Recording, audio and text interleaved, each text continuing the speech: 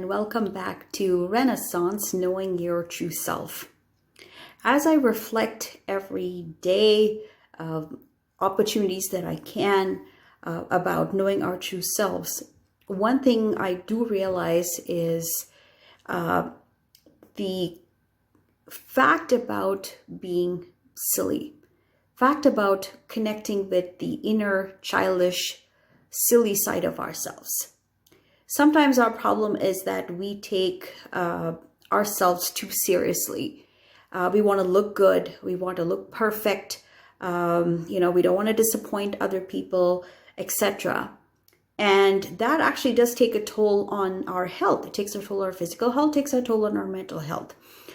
As women, you experience, and this is in my culture, you experience things like you're gaining a lot of weight, or if you lose weight, maybe you're getting too thin, you're this, you're that, you're tall, are you the right height, are you this, are you that? And it's like you have to fit every criteria in the book, and you grow up knowing that you're not enough.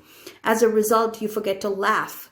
Even if you're not going through that sort of experience, just everything in our world, the news, the media, people, etc., everything around us, everything, and even what's happening right now. We're in a crazy pandemic. Things are being things are being restricted. We are in lockdowns. People are losing their jobs. Lots of changes, and it's very, very easy to get caught up in the negative. And I've talked a lot about gratitude before. And I also got to thinking more about what about, just connecting with our silly side, connecting with our laughing, joyous side. One thing I am blessed with is that I do love making people laugh. So when I am with my daughter, when I'm with my friends, etc., we laugh a lot. If I'm talking to a good friend of mine, she loves to laugh, I love to laugh, and we just laugh. Even if things are not going well or we're both not feeling that great, we'll somehow find a way to laugh.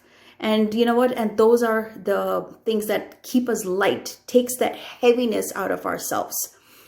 One aspect of that is I know two people, and I'm sure there's more, but there's two people that actually come to mind. A guy and a girl that I know. And it is very sad to see how seriously they take themselves, in the sense that everything has to be perfect. People have to compliment them. They want to look good. And if something goes wrong, instead of being able to laugh at themselves, what happens is that it's like the world's coming to an end, sort of a feeling. And I used to be like that, and I'm getting better at it. I can laugh at myself. There was a time once I was walking downtown to my office, and I remember that I was looking at a restaurant, and they had these big windows, and I'm just curiously peeking in just to see how many people were there. And then, of course, while I was doing that, right in front of those windows, I tripped and I fell. Of course, everyone looks at me. This is 8 o'clock or so in the morning, busy time. People are running to work. And there it is. I just fall down, and that's it. And what did I do? I mean, I didn't wish for the ground to open up and swallow me. I actually kind of laughed it off and got up, and I'm just dusted myself. I remember a lady came up to me and asked me if I was okay. And I said, yeah, I'm good, thanks. And I walked over. I was sort of limping a little bit because I think I hurt my knee.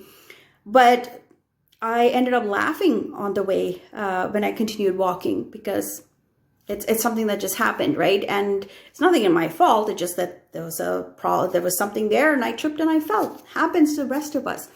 But when I remember telling this story to this guy and this girl separately on two separate occasions, and I remember them saying, "How did you not feel horrible about it?" I said, "Well, it happened. What am I going to do?" And also I'm at that state where I can just, laugh about it and be like, oh, it's okay, it happened, move on, right?